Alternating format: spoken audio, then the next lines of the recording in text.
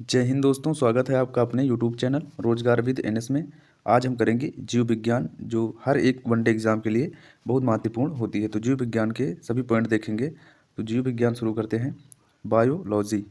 जीव विज्ञान की सबसे पहला पॉइंट होगा हमारा जीव विज्ञान की शाखाएं। क्या पढ़ेंगे आज हम? जीव विज्ञान की शाखाएं पढ़ेंगे। तो बीटी कल्चर के द्वारा क्या उत्पादित होता है? तो बीटी कल्चर किसके लिए प्रसिद्ध है? वीटी कल्चर, अंगूर की खेती की जाती है वीटी कल्चर में। तो वीटी कल्चर किससे संबंधित है? अंगूर से संबंधित है। जेरोंटोलॉजी के अंतर्गत वृद्धावस्था एवं आयु वृद्धि के प्रभाव का अध्ययन किया जाता है। तो वृद्धावस्था और आयु वृद्धि के प्रभाव का अध्ययन किस में किया जाता है? जेरोंटोलॉजी में। जेरोंटोलॉजी में। अगला पॉइंट है वर्मी कल्चर में कौन सा कीट प्रयुक्त होता है? तो वर्मी कल्चर में कौन सा कीट प्रयुक्त होता है? केंचुआ। वर्मी कल्चर में केंचुआ प्रयुक्त होता है। कौन सा है? केंचुआ। पेडोलॉजी के अंतर्गत किसका वैज्ञानिक अध्ययन किया जाता है? मृदा का। फूलों के अध्ययन को क्या कहते हैं? फूलों के अध्ययन को एंथोलॉजी कहा जाता है। एंथोलॉजी। कीटों का वैज्ञानिक अध्ययन क्या कहलाता है? कीटों का वैज्ञानिक अध्ययन एंटोमोलॉजी कहलाता है। एंटोमोलॉजी कहलाता है। अगला पॉइंट है जनसंख्या एवं मानव जाति के आंकड़ों का अध्ययन क्या कहलाता है? जननांकिकी। क्या कहलाता है? जनांकिकी। क्या कहलाता है? जनांकिकी कहलाता है। जीवाश्म वनस्पति के अंतर्गत पादप जीवाश्म का अध्ययन किया जाता है। पादप जीवाश्म का अध्ययन किया जाता है। विभिन्न अगला पॉइंट है विभिन्न संस्कृतियों के वैज्ञानिक विवरण के तुलनात्मक अध्ययन को क्या कहा जाता है? एथनोलॉजी कहा जाता है। क्या कहा जाता है? एथनोलॉजी। सब्जी का अध्ययन किस शाखा के अंतर्गत किया जाता है? ओलेरी कल्चर के अंतर्गत सब्जी का अध्ययन किया जाता है। अस्थियों का अध्ययन विज्ञान की किस शाखा के अंतर्गत किया जाता है? ऑस्टियोलॉजी के अंतर्गत किया जाता है। ऑस्टियोलॉजी के अंतर्गत किया जाता है। अगला पॉइंट है सर्पों का अध्ययन किस वैज्ञानिक शाखा के अंतर्गत किया जाता है? तो सर्पों का अध्ययन सर्पेंटोलॉजी के अंतर्गत किया जाता है। अगला पॉइंट है हाइड्रोपोनिक्स किससे संबंधित है? हाइड्रोपोनिक्स जो है वो मृदा रहित पादप संवर्धन से संबंधित है। मृदा रहित पादप संवर्धन से संबंधित है। जंतु विज्ञान के अंतर्गत किन जंतुओं का अध्ययन किया जाता है? तो जंतु विज्ञान के अंतर्गत जीवित व मृत दोनों प्रकार के जंतुओं का अध्ययन किया जाता है। अगला पॉइंट है जंतु विज्ञान जो है वो जीव विज्ञान की ही एक शाखा है। जंतु विज्ञान ही जीव विज्ञान की एक शाखा है। अरस्तु को जंतु विज्ञान का जनक माना जाता है। तो अरस्तु को क्या कहते हैं हम? जंतु विज्ञान का जनक कौन है? अरस्तु को ही माना जाता है। अगला पॉइंट देखते हैं। अगला पॉइंट है जीव विज्ञान की विभिन्न शाखाओं के जनक। अगला पॉइंट है जीव विज्ञान के विभिन्न शाखाओं के जनक। तो जीव विज्ञान की विभिन्न शाखाओं के जनक देख लेते हैं। जैसे जीव विज्ञान की शाखा और जनक। तो जंतु विज्ञान के जनक कौन है? अरस्तु। जंतु विज्ञान के जनक हैं अरस्तु। जंतु विज्ञान के जनक हैं अरस्तु। वनस्पति विज्ञान के जनक हैं वनस्पति विज्ञान के जनक हैं थियोफ्रेटस। जंतु विज्ञान के अरस्तु, वनस्पति विज्ञान के थियोफ्रेटस। सूक्ष्म जीव विज्ञान के जनक माने जाते हैं लुई पाश्चर। Louis Pasteur. जीवाणु विज्ञान के जनक हैं रॉबर्ट कोच। प्रतिरक्षा विज्ञान के जनक हैं एडवर्ड जेनर। वर्गीकी अथवा वर्गीकरण विज्ञान के जनक हैं कैरोलस लीनियस। रुधिर परिसंचरण तंत्र विज्ञान के जनक हैं विलियम हॉर्वे। कोशिका विज्ञान के जनक हैं रॉबर्ट हुक। कोशिका विज्ञान के जनक हैं रॉबर्ट हुक। अगला पॉइंट देखते हैं उत्परिवर्तन के जनक हैं ह्यूगो डी व्रीज। कवक विज्ञान के जनक माने जाते हैं एंटन डी बेरी। पादप शरीर क्रिया विज्ञान के जनक हैं स्टीफन हेल्स। आधुनिक वनस्पति विज्ञान के जनक हैं कैरोलस लीनियस। आधुनिक वनस्पति विज्ञान के जनक हैं कैरोलस लीनियस। रुधिर वर्ग के जनक हैं कार्ल लैंडस्टीनर। कौन है? Karl Landsteiner. अंतःस्त्रावी विज्ञान के जनक हैं थॉमस एल्वा एडिसन।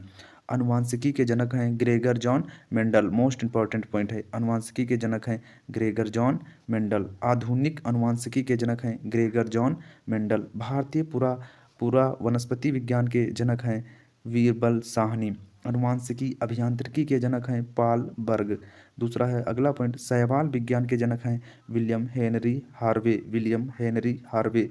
अगला पॉइंट देखते हैं भारतीय शैवाल विज्ञान के जनक हैं M O P Iyengar. M O P Iyengar. M O P Iyengar हैं। औषधि विज्ञान के जनक हिप्पोक्रेटस। औषधि विज्ञान के जनक हैं हिप्पोक्रेटस। सूक्ष्मदर्शिकी विज्ञान के जनक हैं एंटनी वान लीवेनहॉक। जीन चिकित्सा विज्ञान के जनक हैं एंडरसन। जीन चिकित्सा विज्ञान के जनक हैं एंडरसन। अगला पॉइंट देखते हैं वनस्पति विज्ञान की प्रमुख शाखाएं। घासों का अध्ययन व पालन किस शाखा के अंतर्गत किया जाता है? घास विज्ञान के अंतर्गत किया जाता है। किस शाखा के अंतर्गत? घास विज्ञान के अंतर्गत किया जाता है। शैवालों का अध्ययन एल्गोलॉजी के अंतर्गत किया जाता है। शैवालों का अध्ययन एल्गोलॉजी के अंतर्गत किया जाता है। आंतरिक संरचना का अध्ययन किया जाता है एनाटॉमी के अंतर्गत। आंतरिक संरचना का अध्ययन एनाटॉमी के अंतर्गत। और पुष्पों का अध्ययन किया जाता है। पुष्पों का अध्ययन एंथोलॉजी के अंतर्गत किया जाता है। पुष्पों का अध्ययन एंथोलॉजी के अंतर्गत किया जाता है। जीवाणुओं का अध्ययन जीव विज्ञान के अंतर्गत किया जाता है। और ब्रायोफाइटा का अध्ययन किया जाता है ब्रोयोलॉजी के अंतर्गत। ब्रोयोलॉजी के अंतर्गत। पादपों में रोगजन्य गांठों, पादप, कैंसर, इन सब का अध्ययन किया जाता है केसिडोलॉजी के अंतर्गत। केसिडोलॉजी के अंतर्गत किया जाता है। वृक्षों की आयु का अध्ययन किया जाता है डेंड्रोक्रोनोलॉजी के अंतर्गत। डेंड्रोक्रोनोलॉजी के अंतर्गत। वृक्षों एवं झाड़ियों का अध्ययन किया जाता है डेंड्रोलॉजी के अंतर्गत। पौधों का वातावरण से संबंध का अध्ययन किया जाता है इकोलॉजी के अंतर्गत। इकोलॉजी के अंतर्गत। अगला पॉइंट देखते हैं। आर्थिक महत्व के पौधों का अध्ययन किया जाता है। आर्थिक महत्व के पौधों का अध्ययन किया जाता है इकोनॉमिक बॉटनी के अंतर्गत। इकोनॉमी बॉटनी के अंतर्गत। आदिवासियों द्वारा पादपों के उपयोग का अध्ययन करते हैं एथनो बॉटनी के अंतर्गत। एथनो बॉटनी के अंतर्गत। वनों का अध्ययन किया जाता है फॉरेस्ट्री के अंतर्गत। अन्य ग्रहों पर संभावित जीवों की उपस्थिति का अध्ययन किया जाता है एक्सोबायोलॉजी के अंतर्गत।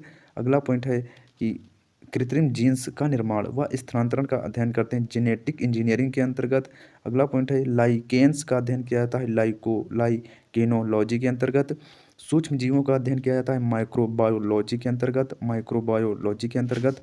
अगला पॉइंट है कि कवकों का वैज्ञानिक अध्ययन किया जाता है। कवकों का वैज्ञानिक अध्ययन माइकोलॉजी के अंतर्गत किया जाता है। अगला है माइकोप्लाज्मा का अध्ययन किया जाता है। माइकोप्लाज्मा का अध्ययन किया जाता है माइकोप्लाज्मोलॉजी के अंतर्गत। अगला पॉइंट है नीमेटोडस का पादपों के साथ संबंधों का अध्ययन किया जाता है नीमेटोलॉजी के अंतर्गत। नीमेटोलॉजी के अंतर्गत। अगला पॉइंट है पादप जीवाश्मों का अध्ययन करते हैं पेलियोबोटनी के अंतर्गत। पेलियोबोटनी के अंतर्गत। परागकणों का अध्ययन किया जाता है पेलिनोलॉजी के अंतर्गत। परागकणों का अध्ययन करते हैं पेलिनोलॉजी के अंतर्गत। पादप रोगों का उपचार व अध्ययन किया जाता है पैथोलॉजी के अंतर्गत। अगला पॉइंट है पोषक तथा परजीवों के संबंधों का अध्ययन करते हैं पैरासिटोलॉजी के अंतर्गत। पैरासिटोलॉजी के अंतर्गत। अगला पॉइंट है औषधीय पादपों का अध्ययन किया जाता है फार्मेकोलॉजी के अंतर्गत। फार्मेकोलॉजी के अंतर्गत। अगला पॉइंट है विभिन्न पादपों के जैविक क्रियाओं का अध्ययन करते हैं फिजियोलॉजी के अंतर्गत। फिजियोलॉजी के अंतर्गत। टेरिडोफाइटस का अध्ययन करते हैं टेरिडोलॉजी के अंतर्गत। टेरिडोलॉजी के अंतर्गत। पौधों के वितरण व उसके कारणों का अध्ययन करते हैं फाइटोजियोग्राफी के अंतर्गत। फाइटोजियोग्राफी के अंतर्गत। अंतरिक्ष तथा वायुमंडल में स्थित पादपों का अध्ययन किया जाता है स्पेस बायोलॉजी के अंतर्गत। स्पेस बायोलॉजी के अंतर्गत है। बीजों का अध्ययन करते हैं स्पर्मोलॉजी के अंतर्गत। स्पर्मोलॉजी के अंतर्गत। सूर्य के प्रभाव से चिकित्सा करने की प्रक्रिया कहलाती है हीलियोथेरेपी। क्या कहलाती है? हीलियोथेरेपी कहलाती है। अगला पॉइंट देखते हैं। इस शाखा के अंतर्गत बिना मृदा के बागवानी की जाती है किस शाखा के अंतर्गत? हाइड्रोपोनिक्स के अंतर्गत। किस शाखा के अंतर्गत? हाइड्रोपोनिक्स के अंतर्गत की जाती है। जंतु विज्ञान की प्रमुख शाखाएं कौन कौन सी हैं ये देखते हैं। जंतु विज्ञान विच्छेदन के द्वारा शरीर एवं विविध अंगों की रचना का प्रदर्शन करना क्या कहलाता है? एनाटॉमी कहलाता है। क्या कहते हैं? एनाटॉमी कहते हैं। अगला पॉइंट है मानव जाति के सांस्कृतिक विकास का अध्ययन करते हैं एंथ्रोपोलॉजी के अंतर्गत। एंथ्रोपोलॉजी के अंतर्गत किया जाता है। एंथ्रोपोलॉजी के अंतर्गत किया जाता है। अगला पॉइंट है जैविक एवं अजैविक वातावरण। जैविक एवं अजैविक वातावरण से जीवों के विविध संबंधों का अध्ययन कहलाता है इकोलॉजी। अंतःस्रावी तंत्रों का अध्ययन एडोग्राइनोलॉजी कहलाता है। भ्रूणीय संवर्धन का अध्ययन एम्ब्रायोलॉजी कहलाता है। उत्प्रेरकों का अध्ययन एंजाइमोलॉजी कहलाता है। उत्प्रेरकों का अध्ययन एंजाइमोलॉजी कहलाता है। कीट पतंगों का अध्ययन एंटोमोलॉजी कहलाता है। अगला पॉइंट है जीवों के आनुवांशिकी लक्षण एवं इनकी वंशागति का अध्ययन क्या कहलाता है? जेनेटिक्स कहलाता है। जेनेटिक्स कहलाता है।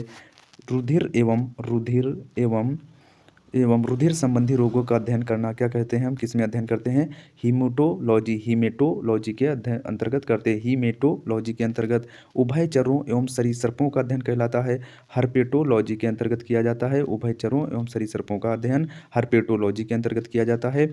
स्तनधारियों का अध्ययन करते हैं हम मैमेलॉजी के अंतर्गत। मैमोलॉजी के अंतर्गत अति सूक्ष्म जीवों का अध्ययन किया जाता है माइक्रोबायोलॉजी के अंतर्गत। माइक्रोबायोलॉजी के अंतर्गत करते हैं। तंत्रिका तंत्र का अध्ययन न्यूरोलॉजी के अंतर्गत किया जाता है।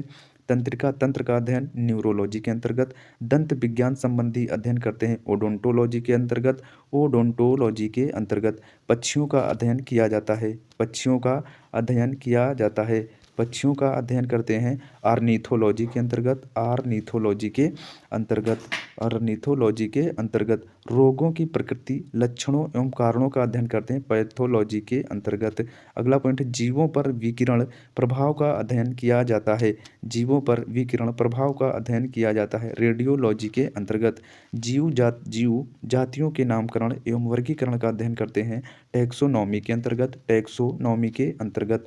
आगे देखते हैं आयु वृद्धि के साथ जीवों में होने वाले परिवर्तन का अध्ययन क्या कहलाता है, जरा विज्ञान कहलाता है। क्या कहलाता है, जरा विज्ञान कहलाता है। आगे देखते हैं अगला है जीवन की उत्पत्ति से संबंधित प्रमुख सिद्धांत एवं जैव विकास। जीवन की उत्पत्ति से संबंधित प्रमुख सिद्धांत एवं जैव विकास। अगला पॉइंट है जीव विकास को सर्वप्रथम किसने परिभाषित किया, तो जीव विकास को सर्वप्रथम किसने परिभाषित किया था, जीन बैप्टिस्ट डी लैमार्क ने। वैज्ञानिकों ने आधुनिक मनुष्य का अंतिम पूर्वज किसे माना है, तो किसे माना है, क्रो मैग्नॉन मानव को माना है। वर्तमान प्रमाण के अनुसार पृथ्वी पर जीव का उद्गम लगभग 2 अरब वर्ष पूर्व से माना जाता है। 2 अरब वर्ष पूर्व से माना जाता है। विकासवाद का सिद्धांत किसने दिया था, विकासवाद का सिद्धांत किसने प्रतिपादित किया, तो चार्ल्स डार्विन ने विकासवाद का सिद्धांत प्रतिपादित किया, चार्ल्स डार्विन ने। अगला पॉइंट है उद विकास का मुख्य कारक क्या है, उद विकास का मुख्य कारक क्या है, तो उद विकास का मुख्य कारक है प्राकृतिक वर्ण। क्या होता है, प्राकृतिक वर्ण है। उद विकास के उत्परिवर्तन सिद्धांत का प्रतिपादन किसने किया, ह्यूगो डी व्रीज ने किया था। किसने किया, ह्यूगो डी व्रीज ने किया था। आर्कियोपेट्रिक्स जुरैसिक युग का सबसे प्राचीन पक्षी है जो सरीसृप व पक्षी वर्ग के मध्य की कड़ी है। अगला पॉइंट है मैमथ किस जीव का पूर्वज है, तो मैमथ जो है वो हाथी का पूर्वज है। मैमथ हाथी का पूर्वज है। अगला पॉइंट देखते हैं। अगला पॉइंट है पृथ्वी पर सबसे पहले किस जीव की उत्पत्ति मानी जाती है, पृथ्वी पर सबसे पहले किस जीव की उत्पत्ति मानी जाती है, तो नील हरित शैवाल की सबसे पहले उत्पत्ति पृथ्वी पर मानी जाती है। अगला पॉइंट है शीत ऋतु में पशुओं के प्रसुप्ति काल को क्या कहते हैं, शीत ऋतु में पशुओं के प्रसुप्ति काल को क्या कहा जाता है, हाइबरनेशन कहा जाता है। क्या कहते हैं, हाइबरनेशन कहा जाता है। अगला पॉइंट है किस जीव में स्नायु तंत्र तो होता है परंतु मस्तिष्क नहीं होता है, तो उस जीव का नाम है तारामीन। क्या नाम है, तारामीन, जिसे हम स्टारफिश के नाम से जानते हैं।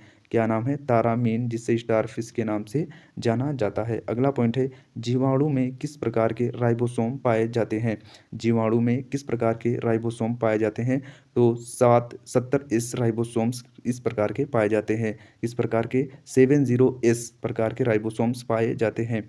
डायनासोर सरीसृप वर्ग में आते हैं। डायनासोर जो हैं ये किस वर्ग में आते हैं, ये सरीसृप वर्ग में आते हैं जिनका उदय मेजोइक युग में हुआ था।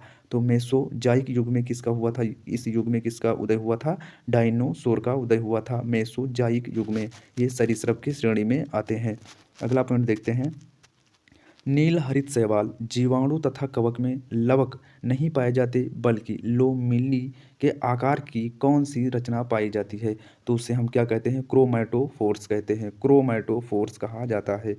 अगला है किन पौधों में जाइलम वाहिकाओं का अभाव होता है, वो है अनावृत बीजी एवं टेरिडोफाइटस, अनावृत बीजी एवं टेरिडोफाइटस होता है। अगला पॉइंट है, अगला पॉइंट देखते हैं। अगला पॉइंट है पांच जगत वर्गीकरण किसने प्रस्तुत किए, तो 5 जगत वर्गीकरण को किसने प्रस्तुत किया था, हुइटेकर ने प्रस्तुत किया था। किसने, हुइटेकर ने प्रस्तुत किया था।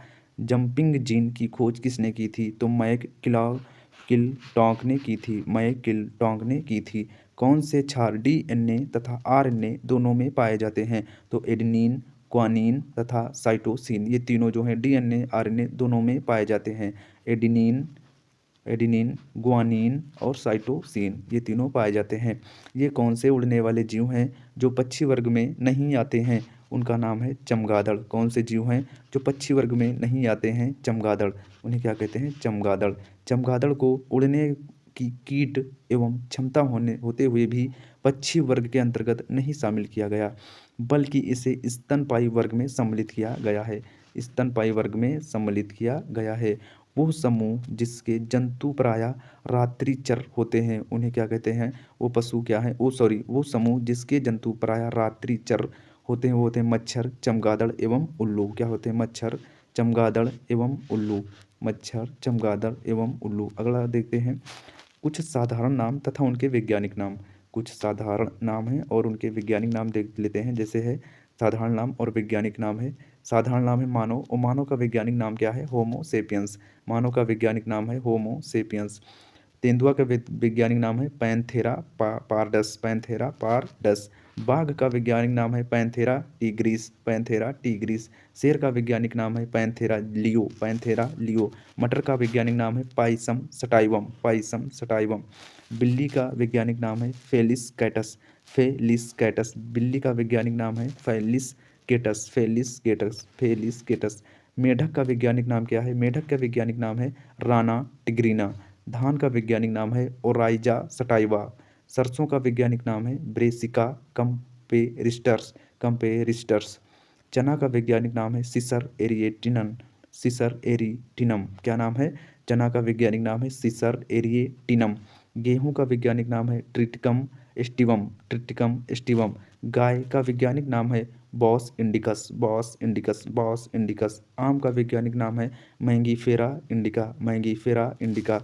अगला पॉइंट देखते हैं। अगला पॉइंट है प्रकाश संश्लेषण की प्रकाशिक एवं अप्रकाशिक अभिक्रिया क्लोरोप्लास्ट में कहाँ संपन्न होती है? तो कहाँ होती है? तो ये होती है ग्रेना एवं स्ट्रोमा में। कहाँ पर? ग्रेना एवं स्ट्रोमा में होती है। मोलस्का संघ के कुछ जंतुओं में नीले या हरे रंग का रक्त किसके कारण होता है? तो किसके कारण होता है? होमोयासिनिन के कारण होता है। होमोयासिनिन के कारण होता है। होमोयासिनिन के कारण होता है। अगला पॉइंट देखते हैं। मानव हृदय का बायां निलय प्रकोष्ठ पूर्णतः ऑक्सीकृत रक्त को महाधमनी और संपूर्ण शरीर में भेजता है। याद रखना, मानव हृदय का जो बायां निलय उप प्रकोष्ठ पूर्णतः ऑक्सीकृत रक्त को महाधमनी में और संपूर्ण शरीर में भेजता है। अगला पॉइंट है, आगे देखते हैं। कवकों और उच्चतर पादपों की जड़ों के मध्य कौन सा कार्यात्मक साहचर्य पाया जाता है? उसे क्या कहते हैं? कवक मूल। क्या कहा जाता है? कवक मूल कहा जाता है। ईस्ट और मशरूम किस प्रकार के जीव हैं? तो फफूद। क्या है? ये फफूद जीव हैं। कपास में पाया जाने वाला प्रमुख घटक कौन सा है? सेल्यूलोज। कपास में प्रमुख घटक पाया जाता है सेल्यूलोज। लाइकेन किससे निर्मित होते हैं? कवकों एवं शैवालों से निर्मित होते हैं लाइकेन। अगला पॉइंट है जीवन चक्र की दृष्टि से पौधों का सबसे महत्वपूर्ण अंग कौन सा है? तो पुष्प है। कौन सा है? पुष्प है। कौन सा है? पुष्प है। अगला पॉइंट देखते हैं।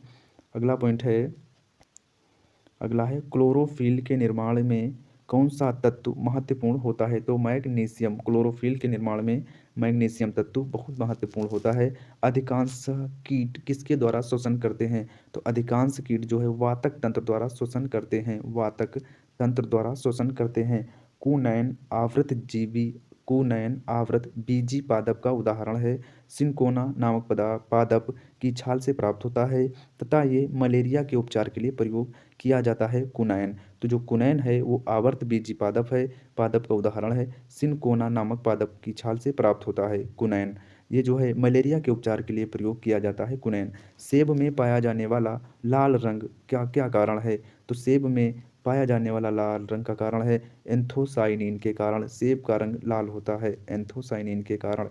टमाटर में लाल रंग किसके कारण उपस्थित होता है? तो लाइकोपीन के कारण टमाटर का रंग लाल होता है। अगला पॉइंट देखते हैं। शहतूत के फल का वैज्ञानिक नाम क्या है? तो सोरोसिस। सोरोसिस। शहतूत का वैज्ञानिक नाम है सोरोसिस। सोरोसिस। सर्पों की विष ग्रंथियां किस अंग के समान हैं? तो सर्पों की विष ग्रंथियां जो है वो कशेरुकी प्राणियों की लार ग्रंथियों के समान है। निपेंथिस खासियाना नामक पौधा मुख्यतः भारत के किस राज्य में पाया जाता है? तो ये मेघालय राज्य में पाया जाता है। चट्टानों पर उगने वाला पादप चट्टानों पर उगने वाला पादप क्या कहलाता है? तो शैलोदभिद कहलाता है। शैलोदभिद कहलाता है। अगला है घटपर्णी। ये कीट भक्षी पादप के अंतर्गत आता है। घटपर्णी जो है वो कीट भक्षी पादप के अंतर्गत आता है। इसकी पत्तियों के पर्ण फलक घट में रूपांतरित हो जाते हैं। अगला पॉइंट है कौन सा प्राणी अपनी आंत में जल का संग्रह करता है? तो उसका नाम है ऊंट। ऊंट जो है अपनी आंत में जल का संग्रह करता है। अगला पॉइंट देखते हैं सबसे बड़ा अकशेरुकी जीव कौन सा है? तो है कोलोसल स्क्वड है। कौन सा है? कोलोसल स्क्वड है। अगला पॉइंट देखते हैं। अगला पॉइंट है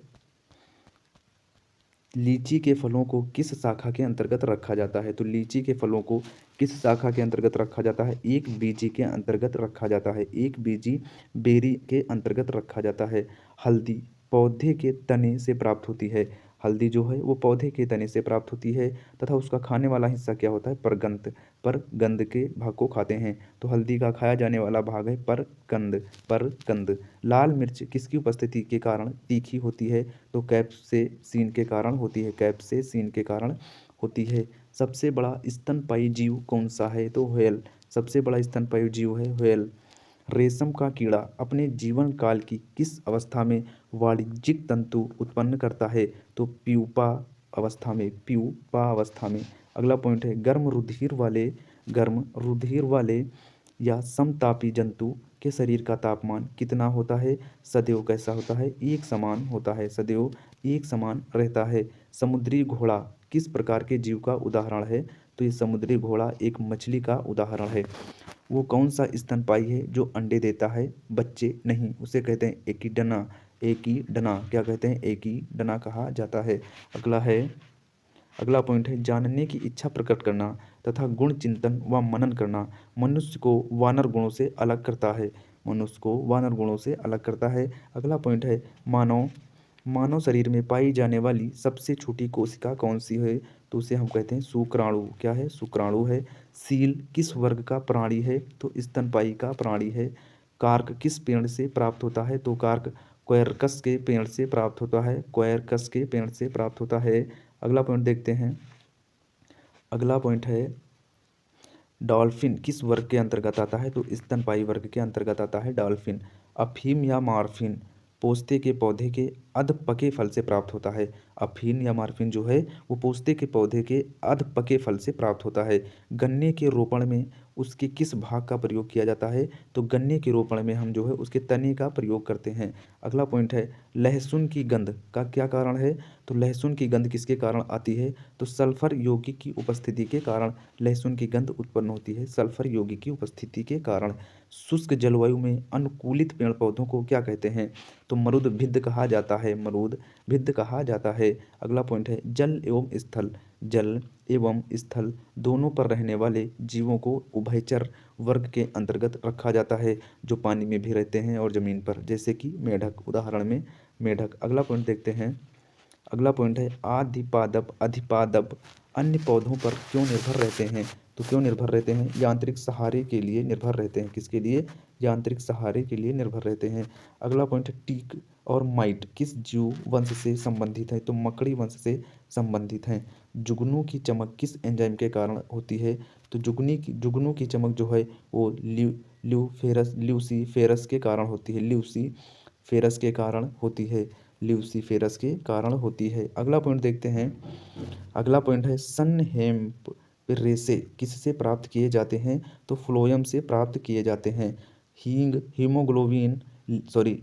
हीमोग्लोबिन किससे में पाई जाती है? तो लेग्यूम मूल ग्रंथियों में पाई जाती है। लेग्यूम मूल ग्रंथियों में पाई जाती है। अगला पॉइंट देखते हैं। अगला पॉइंट है डार्विन की पुस्तक on the origin of species species कब प्रकाशित हुई थी? तो कब प्रकाशित हुई? 1859 ईस्वी में। 1859 ईस्वी में। जैव विकास के पक्ष में किस स्रोत से प्रत्यक्ष प्रमाण प्राप्त होते हैं? तो जीवाश्मों से प्रत्यक्ष प्रमाण प्राप्त होते हैं। जीवों के उद विकास के संदर्भ में कौन सा अनुक्रमण सही है? सैलामेंडर, अजगर, कंगारू। सैलामेंडर, अजगर और कंगारू। अगला पॉइंट है, किन कशेरुकी जीवों में कंकाल पूर्णतः अनुपस्थित होता है? तो सरीसृप में।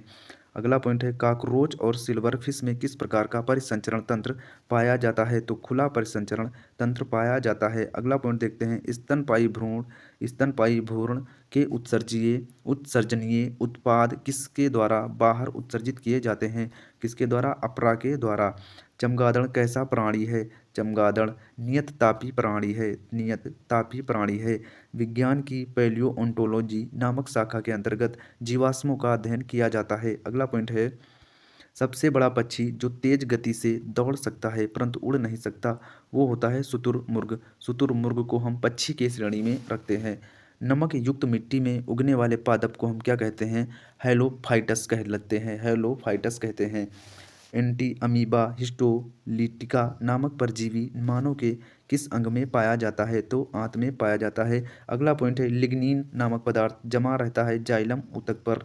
अगला पॉइंट है, डीएनए संश्लेषण तथा हिस्टोन प्रोटीन कोशिका चक्र की किस प्रावस्था में बनते हैं? तो किस प्रावस्था में बनते हैं? इस प्रावस्था में बनते हैं। अगला पॉइंट देखते हैं। अगला पॉइंट है, डूबने से हुई मृत्यु का पता लगाने में किस जीव का महत्व है? डाइटम का। किस जीव का है? डाइटम जीव का। पपीते का पीला किस कारण होता है? पपीते का जो पीला रंग है वो किस कारण होता है? वो है कैरिका जैंथीन की उपस्थिति के कारण। अगला पॉइंट है, पौधों के किस भाग में से हल्दी प्राप्त होती है? तो तना से हल्दी प्राप्त होती है। किस शैवाल से आयोडीन का निर्माण होता है? तो लेमिनेरिया नामक शैवाल से आयोडीन का निर्माण होता है। वे जीवाणु जो वायुमंडलीय नाइट्रोजन को नाइट्रोजन के यौगिकों में परिवर्तित करते हैं, वे क्या कहलाते हैं? वो है नाइट्रोजन स्थिरीकारी जीवाणु कहलाते हैं। अगला है, अधिक नमक वाले अचार में जीवाणु जीवित क्यों नहीं रह पाते हैं? क्योंकि ये जीव द्रव्य कुंचित होकर मर जाते हैं। क्या है? ये जीव द्रव्य कुंचित होकर मर जाते हैं। अगला पॉइंट है, कवक कोशिका में संचित होने वाला खाद्य पदार्थ कौन सा है? तो कौन सा है? ग्लाइकोजन है। तालाबों और कुओं में किस जंतु को छोड़ने से मच्छरों को नियंत्रित करने में मदद मिलती है? उस जंतु का नाम है गैम्बूसिया फिश। कौन सी फिश है? Gambusia fish. बिस्फेनॉल ए क्या है? ये खाद्य संवेष्टन सामग्री के विकास के लिए प्रयोग में लाया जाने वाला एक रसायन है। अगला पॉइंट है, मृदा के प्रयोग के बिना केवल खनिज युक्त सहायता से पौधे उगाने की विधि को क्या कहते हैं? हाइड्रोपोनिक्स कहा जाता है। प्रतिजैविक। अगला पॉइंट है, प्रतिजैविक मुख्यतः किससे प्राप्त किए जाते हैं? तो जीवाणुओं से प्राप्त किए जाते हैं। अगला पॉइंट है, ईस्ट कोशिका में कौन सा मुख्य विकर उपस्थित होता है? तो क्या उपस्थित होता है? जाइमेस उपस्थित होता है। एक ही जीन दो या दो से अधिक भिन्न भिन्न लक्षणों को एक साथ नियंत्रित करती है, तो इसे क्या कहा जाता है? इसे बहुप्रभाविता का नियम कहते हैं। बहुप्रभाविता का नियम कहा जाता है। क्यूनिन अथवा कुनैन किसकी छाल से प्राप्त की जाती है? तो क्यूनिन और कुनैन किसकी छाल से प्राप्त की जाती है? तो सिनकोना की छाल से प्राप्त की जाती है। सिनकोना की छाल से प्राप्त की जाती है। सिनकोना की छाल से प्राप्त की जाती है। अगला पॉइंट है, मेंडल ने अपने वंशागति नियमों को प्रतिपादित करने में किस पौधे का प्रयोग किया था? किस पौधे का प्रयोग किया? गार्डन पी यानी कि मटर का पौधा। ग्रेगर जॉन मेंडल को आधुनिक अनुवांशिकी का पिता माना जाता है। तो फादर ऑफ मॉडर्न जेनेटिक्स कौन है? आधुनिक अनुवांशिकी का पिता ग्रेगर जॉन मेंडल को कहा जाता है। अगला पॉइंट है, सूखा सहिष्णुता से संबंधित हार्मोन है, तो उस हार्मोन का नाम है एब्सिसिक अम्ल कहा जाता है। अगला पॉइंट है, अधिकांश एंजाइम किस ताप पर सर्वाधिक सक्रिय होते हैं? तो 20 से 35 डिग्री सेल्सियस के मध्य। 20 से 35 डिग्री सेल्सियस के मध्य। अगला है, सीप, घोंघा, स्क्वड, कौड़ी, ऑक्टोपस, कटल फिश आदि मोलस्का संघ के प्रमुख जीव हैं, मोलस्का संघ के अंतर्गत आते हैं। अगला पॉइंट है, अब हम पढ़ते हैं कोशिका के बारे में, अर्थात सेल के बारे में। सेल के बारे में पहला पॉइंट है, जैव कोशिका के किस कोशिकांग को ऊर्जा घर कहा जाता है? तो माइटोकॉन्ड्रिया को ऊर्जा घर कहा जाता है। माइटोकॉन्ड्रिया को ऊर्जा घर कहते हैं। हमारे तंत्र में अधिकतम एटीपी अणुओं को उत्पन्न करने वाले पद का नाम क्या है? तो ग्रेबस चक्र है। प्लाज्मा झिल्ली किन पदार्थों से बनी होती है? तो प्रोटीन तथा लिपिड से बनी होती है। मानव के किस अंग में लसिका कोशिकाएं पाई जाती हैं? तो प्लीहा में लसिका कोशिकाएं पाई जाती हैं। अगला पॉइंट है, किस जीव में लिंग गुणसूत्र नहीं पाए जाते हैं? छिपकली में नहीं पाए जाते हैं। अगला पॉइंट है, जंतु कोशिका में अनुपस्थित होती है? तो कोशिका भित्ति। अगला है, पिट पिंड कहाँ पाई जाती है? अंडाशय में पाई जाती है। अगला है, परक्रमित कोशिका मृत्यु के कोशिकीय और आणविक नियंत्रण को क्या कहते हैं? तो एपोप्टोसिस कहते हैं। केंद्रक के अतिरिक्त कोशिका के किस कोशिकांग में डीएनए उपस्थित होता है? हरित लवक तथा माइटोकॉन्ड्रिया में। किसे कोशिका की पाचन थैली कहते हैं? लाइसोसोम को। अगला पॉइंट है, मनुष्य के किस ऊतक में जन्म के पश्चात कोशिका विभाजन नहीं होता है? तंत्रिका ऊतक में कौन सा भाग पादप तथा जंतु कोशिका में पाया जाता है? वो है कोशिका झिल्ली, कोशिका द्रव्य और कोशिका केंद्रक। अगला है, हाइपरप्लासिया का क्या अर्थ है? तो कोशिका के आकार में वृद्धि, कोशिका के आकार में वृद्धि होना। अगला पॉइंट है, जीन शब्द सर्वप्रथम किसने प्रतिपादित किया था? तो जॉनसन ने जीन शब्द को सबसे पहले प्रतिपादन किया था। अगला पॉइंट है, रिवर्स प्रतिलेखन की खोज किसने की? तो रिवर्स प्रतिलेखन की खोज किसने की थी? रिवर्स प्रतिलेखन की खोज डेमिन एवं बाल्टीमोर ने की थी। किसने? बाल्टीमोर ने की थी। डेमिन एवं बाल्टीमोर ने की थी। जब एक युग्म जीन दूसरे इकाई के प्रभाव को छुपाता है तो इस प्रक्रिया को क्या कहते हैं? प्रभावित कहा जाता है। क्या कहते हैं? प्रभावित कहते हैं। अगला पॉइंट है, कोशिका का जीवित अंश जीव द्रव्य कहलाता है। ये किससे मिलकर बनता है? ये बनता है कोशिका द्रव्य एवं केंद्रक द्रव्य से मिलकर बनता है। कौन सा कोशिकांग प्रोटीन संश्लेषण में सहायता करता है? तो राइबोसोम। कौन सा है वो? राइबोसोम। मानव शरीर में गुणसूत्रों की संख्या कितनी होती है? 46। मानव शरीर में 46 होती है गुणसूत्रों की संख्या। कौन सा तत्व पौधों की कोशिका भित्ति की संरचना का घटक है? वो है कैल्शियम। अगला पॉइंट है, सबसे छोटी जीवित कोशिका कौन सी है? वो है माइकोप्लाज्मा। किसे जीवन का भौतिक आधार माना जाता है? वो है जीव द्रव्य को। अगला पॉइंट है, कौन सा कोशिकांग केवल वनस्पति कोशिका में ही उपस्थित होता है? वो है हरित लवक। अगला पॉइंट है, द्विनाम पद्धति के जन्मदाता कौन है? कैरोलस नीलियस को माना जाता है। अगला है, दो कोशिकाओं के मध्य पदार्थों का आवागमन किसके माध्यम से होता है? जीव द्रव्य तंतु के माध्यम से होता है। अगला पॉइंट है, किस तत्व के कोशिकाओं में एकत्रित होने से रंध्र खुल जाते हैं? वो है पोटेशियम। किस कोशिकांग को ट्रैफिक पुलिस की संज्ञा प्रदान की जाती है? गोल्जी काय को। अगला है, प्लाज्मा झिल्ली किस पदार्थ से बनी होती है? लाइपोप्रोटीन से बनी होती है। अगला पॉइंट है, प्लाज्मा झिल्ली की संरचना यूनिट मेम्ब्रेन मॉडल किसने प्रस्तुत किया था? वो थे रॉबर्टसन वर्ष 1959 में। अगला पॉइंट है, कोशिका भित्ति की संरचना कैसी होती है? तो कोशिका भित्ति की संरचना पारगम्य होती है। विश्व की सबसे छोटी कोशिका कौन सी है? तो है माइकोप्लाज्मा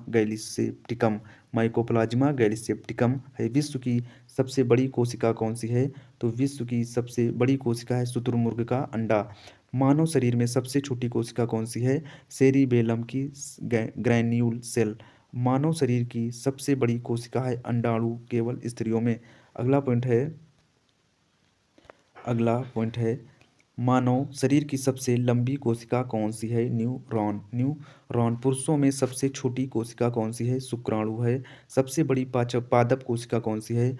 कालेर्पो टैक्सीफोलिया है। पुरुषों के शुक्राणु तथा महिलाओं के अंडाणु की निषेचन की क्रिया अंडवाहिनी में संपन्न होती है, अंडवाहिनी में संपन्न होती है। अगला पॉइंट देखते हैं पोषण। अगला पॉइंट है हमारा पोषण। पोषण क्या होता है, पोषण के बारे में जान लेते हैं हम। पोषण में पहला पॉइंट है मानव शरीर में किस पोषक तत्व की कमी के कारण शारीरिक वृद्धि धीमी होती है, तो प्रोटीन की कमी के कारण। विटामिन ए का मुख्य स्रोत क्या है, दूध। विटामिन ए का मुख्य स्रोत है दूध। प्रोटीन एवं वसा दोनों की प्रचुरता किस खाद्य पदार्थ में होती है, मूंगफली में। शरीर में त्वचा के नीचे विद्यमान वसा शरीर की ऊष्मा के हौस के विरुद्ध अवरोधक का कार्य करते हैं।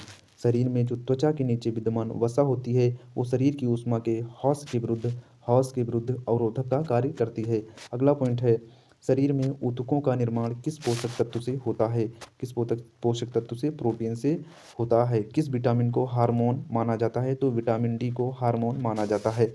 अगला पॉइंट है कौन सा एंजाइम अगला पॉइंट है कौन सा एंजाइम प्रोटीनों के पाचन में सहायक होता है, उसका नाम है ट्रिप्सन। अगला पॉइंट है सामान्य क्रियाशील महिला के लिए प्रोटीन की उपयुक्त दैनिक मात्रा कितनी होनी चाहिए, लगभग 45 ग्राम।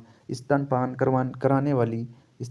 करवाने वाली महिला को प्रतिदिन आहार में लगभग 70 ग्राम प्रोटीन की आवश्यकता होती है। लार किसके पाचन में सहायक होता है, स्टार्च के। अलसी या तीसी किसका प्रचुर स्रोत है, तो अब है ओमेगा 3 वसीय अम्ल का। मानव शरीर में पाचन की अधिकांश क्रिया किस अंग में होती है, छोटी आंत में। किस अंग में होती है, छोटी आंत में। मांस की तुलना में मछली को सुपाच्य और लाभदायक क्यों माना जाता है, क्योंकि असंतृप्त वसा अम्ल की उपस्थिति के कारण। दूध किस बैक्टीरिया के कारण खराब हो जाता है, तो दूध बैक्टोलिसिस के कारण खराब हो जाता है, बैक्टोबैसिलस के कारण खराब हो जाता है, लैक्टोबैसिलस के कारण खराब होता है। किसके कारण, लैक्टोबैसिलस के कारण खराब हो जाता है। फास्फोरस शरीर में अम्लीयता एवं क्षारीयता के मध्य संतुलन बनाए रखता है।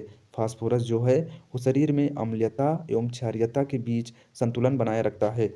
पालक के पत्तों में किस पोषक तत्व की मात्रा सबसे अधिक है, पालक के पत्तों में सबसे ज़्यादा लोहा पाया जाता है।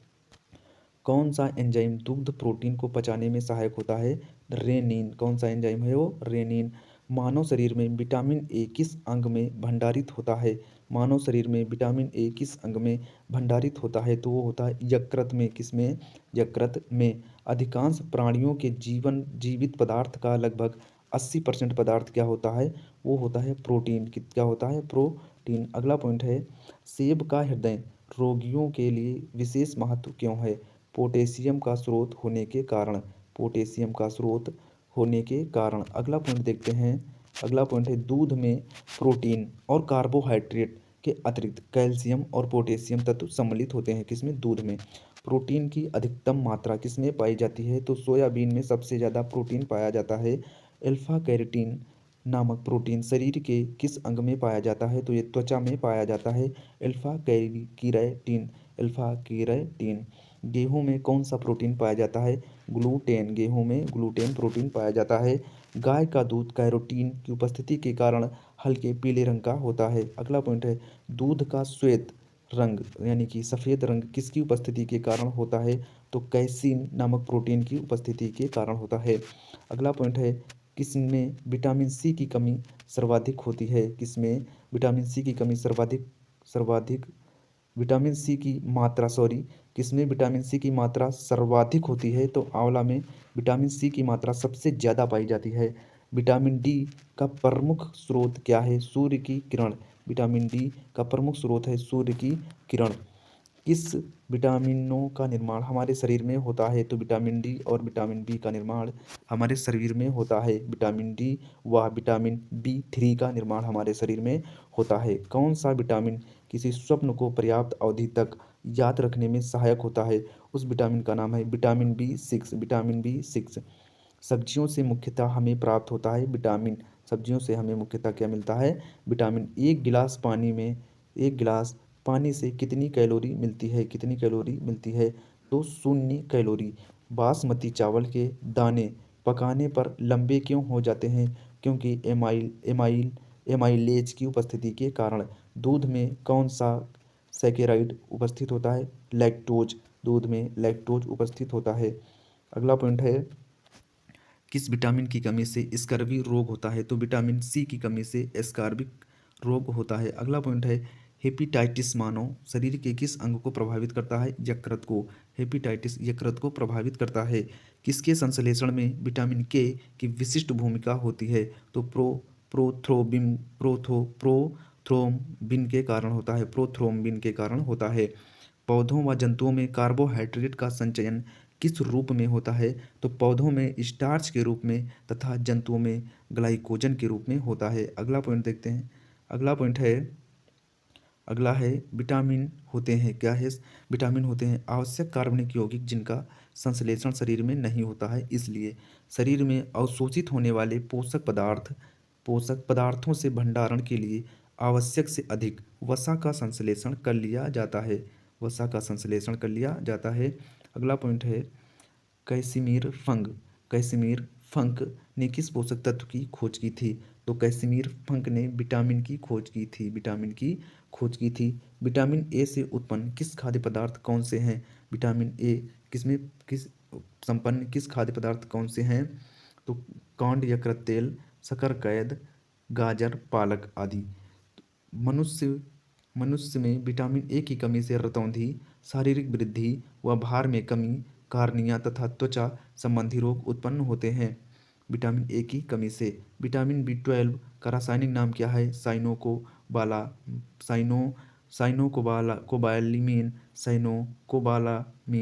साइनोकोबालामीन होता है। खट्टे फलों में कौन सा विटामिन पाया जाता है? विटामिन सी पाया जाता है। अगला पॉइंट देखते हैं। अगला पॉइंट देखते हैं, खट्टे फलों में कौन सा विटामिन पाया जाता है? तो विटामिन सी पाया जाता है। खट्टे फलों में विटामिन सी पाया जाता है। घाव के भरने में कौन सा विटामिन सहायक है? विटामिन सी घाव के भरने में सहायक है। किलोसिस नामक रोग किस विटामिन की कमी से होता है? तो विटामिन बी 2 की कमी से होता है।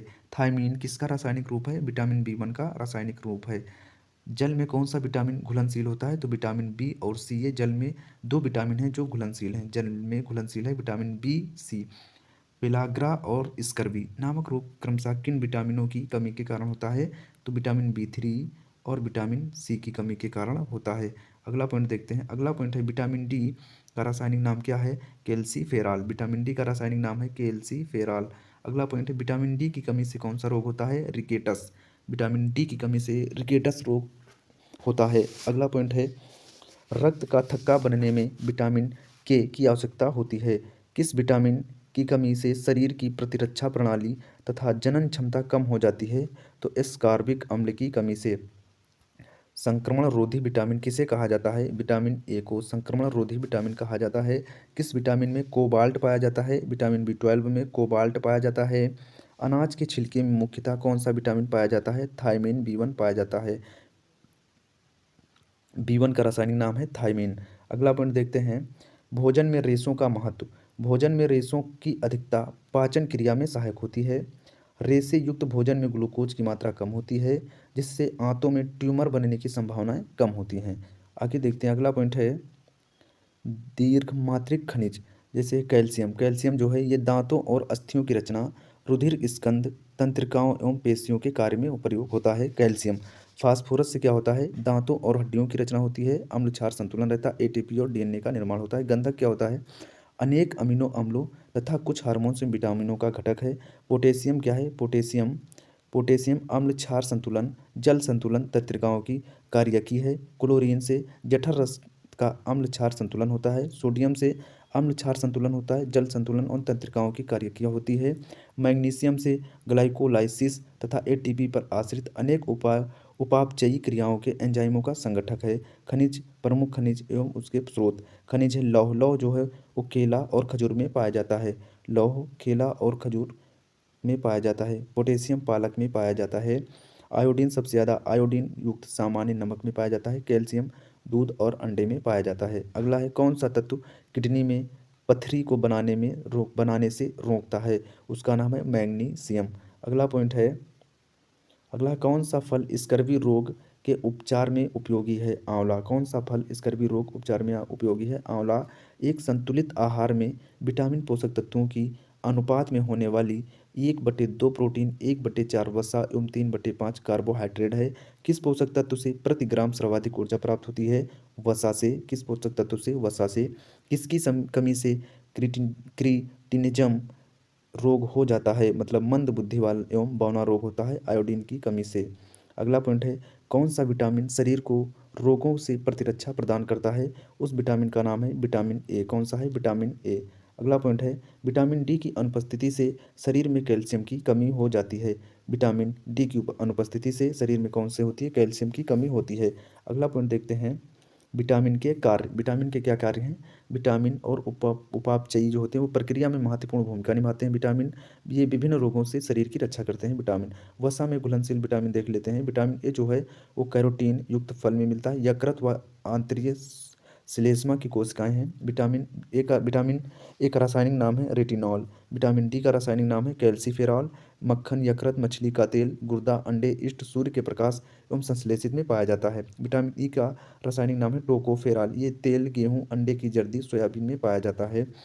विटामिन विटामिन के का रासायनिक नाम है फिलोक्यूनोन। विटामिन के का रासायनिक नाम है फिलोक्यूनोन। ये हरी पत्तियां, अंडा, यकृत, टमाटर, गोभी, सोयाबीन आदि के बैक्टीरिया में पाया जाता है। विटामिन के। विटामिन ए से शारीरिक प्रभाव क्या पड़ता है? विटामिन ए की कमी से जो है, विटामिन ए का शारीरिक प्रभाव है दृष्टि, रंगों का संश्लेषण, एपिथेलियम स्तरों की वृद्धि एवं विकास करता है। विटामिन डी क्या करता है? कैल्शियम व फास्फोरस का उपापचय है, हड्डियों और दांतों की वृद्धि करता है। विटामिन ई क्या करता है? कोशिका कला की सुरक्षा करता है, जनन क्षमता को बढ़ाता है, पेशियों को क्रियाशीलता रखता है। विटामिन के क्या करता है? यकृत में प्रोथ्राम्बिन का संश्लेषण करता है। विटामिन ए की कमी से कार्निया व त्वचा की कोशिकाओं का विकास अवरुद्ध होने लगता है। विटामिन के की कमी से सूखा रोग हो जाता है। और विटामिन ई की कमी से जनन क्षमता में कमी आती है, एपिथेलियम कमजोर हो जाता है। विटामिन के की कमी से चोट पर रक्त का थक्का न जमने से अधिक रक्त स्त्राव होता है। जल में घुलनशील विटामिन कौन कौन सी हैं? जल में घुलनशील विटामिन, विटामिन बी 1 का रासायनिक नाम है थायमिन। इसके स्रोत हैं, विटामिन बी 1 पाया जाता है अनाज में, फलियों में, सोयाबीन में, अंडा, मांस के सह एंजाइम्स का घटक है। और इसके कार्यिक प्रभाव क्या हैं? कार्बोहाइड्रेट एवं वसा उपापचयी क्रियाओं के सह एंजाइम का घटक है। इसकी कमी से होने वाला रोग है बेरी बेरी रोग, विटामिन बी 1 की कमी से होता है। विटामिन बी 2 का रासायनिक नाम है विटामिन बी 2 का रासायनिक नाम है राइबोफ्लाविन है। ये किस में पाया जाता है? पनीर, अंडा, इष्ट, हरी पत्तियां, दूध, यकृत, मांस में पाया जाता है। इससे क्या होता है? उपापचय में महत्वपूर्ण एंजाइम एफ ए डी तथा एफ एन एम का घटक होता है। इसकी कमी से होने वाला रोग है किलोसिस रोग हो जाता है। बी 3 का रासायनिक नाम है निकोटिनिक अम्ल। ये विटामिन बी 3 का रासायनिक नाम है। विटामिन बी 3 पाया जाता है इष्ट, मांस, यकृत, मछली, अंडा, दूध, मटर, मेवा और फलियों में पाया जाता है। उपापचय में महत्वपूर्ण सह एंजाइम एन तथा एन का घटक है। इससे होता है विटामिन बी 3 की कमी से पेलाग्रा रोग। विटामिन बी 3 से कमी के रोग होता है पेलाग्रा रोग। विटामिन बी 5 का रासायनिक नाम है पेंटोथेनिक अम्ल। ये पाया जाता है अंडा, यकृत, मांस, दूध, टमाटर, मूंगफली आदि में पाया जाता है। इसके कारण जो है कैटाबोलिज्म में महत्वपूर्ण एंजाइम ए का घटक होता है। इसकी कमी से बी 5 की कमी से चर्म रोग होता है, वृद्धि कम होती है, बाल सफ़ेद हो जाते हैं, जनन क्षमता कम हो जाती है। अगला है बी 6, विटामिन बी 6 के रासायनिक नाम है पायरिडॉक्सिन। विटामिन बी 6 का रासायनिक नाम पायरिडॉक्सिन है। विटामिन बी 6 पाया जाता है दूध, इष्ट, अनाज, मांस, यकृत में, अमीनो अम्ल के उपापचय में सह एंजाइम है। विटामिन बी 6 की कमी से होता है रक्त क्षीणता, चर्म रोग और पेशीय ऐंठन होने लगती है। विटामिन बी 7 का रासायनिक नाम है बायोटीन। विटामिन बी 7 का रासायनिक नाम है मांस, गेहूं, अंडा, मूंगफली, चॉकलेट, सब्जी, फल आदि में पाया जाता है। विटामिन बी 7 जो है वो वसीय एवं अमीनो अम्लों सहित कई अन्य पदार्थों का संश्लेषण करता है। विटामिन बी 7 चर्म रोग, बालों का झड़ना आदि हो जाते हैं। विटामिन बी 7 की कमी से चर्म रोग होता है, बाल झड़ने लगते हैं। विटामिन बी 9 का रासायनिक नाम है फोलिक अम्ल समूह। विटामिन बी 9 पाया जाता है हरी पत्तियों में, यकृत में, सोयाबीन में, इष्ट में और फलियों में। इससे क्या प्रभाव होता है? वृद्ध रुद्राणु रुधिर अणुओं का निर्माण, डीएनए का संश्लेषण होता है। विटामिन बी9 की कमी से होता है रक्त क्षीणता और वृद्धि में कमी। विटामिन बी12 का रासायनिक नाम है साइनोकोबालामीन। साइनोकोबालामीन विटामिन बी12 का रासायनिक नाम है। ये मांस, मछली, यकृत, अंडा, दूध आदि के बैक्टीरिया में पाया जाता है। इस विटामिन बी12 के कारण वृद्ध रुधिराणुओं का निर्माण होता है, न्यूक्लिक अम्लों का संश्लेषण होता है। विटामिन बी12 में इसकी कमी से जो है वो रक्त क्षीणता होती है, तंत्रिका तंत्रिका तंत्र के विकार होते हैं। विटामिन सी का रासायनिक नाम है एस्कॉर्बिक। इसे पाया जाता है आंवला, नींबू, खट्टे फल, टमाटर में विटामिन सी पाई जाती है। इसके कारण अंतराकोशिकीय सीमेंट और कोलेजन तंतुओं में प्रभाव होता है। इसकी कमी से, विटामिन सी की कमी से एस्कॉर्बिक रोग और मसूड़ों से सूजन होने लगती है। विटामिन के का रासायनिक नाम है फ्यूलोक्यूनोन। विटामिन के का रासायनिक नाम फ्यूलोक्यूनोन है। विटामिन के का रासायनिक नाम। अगला है जिसका कार्य रक्त स्कंद करना तथा यकृत में प्रोथ्रोम्बिन का निर्माण करना है। अगला पॉइंट देखते हैं। अगला है पादपों की आकारिकी। पादपों की आकारिकी के बारे में अब हम कल पढ़ेंगे, पादपों की आकारिकी के बारे में। थैंक यू दोस्तों। आपको वीडियो कैसा लगा ये कमेंट में ज़रूर बताएं। वीडियो अच्छा लगा हो तो चैनल को सब्सक्राइब कर लें और लाइक करें। थैंक यू दोस्तों।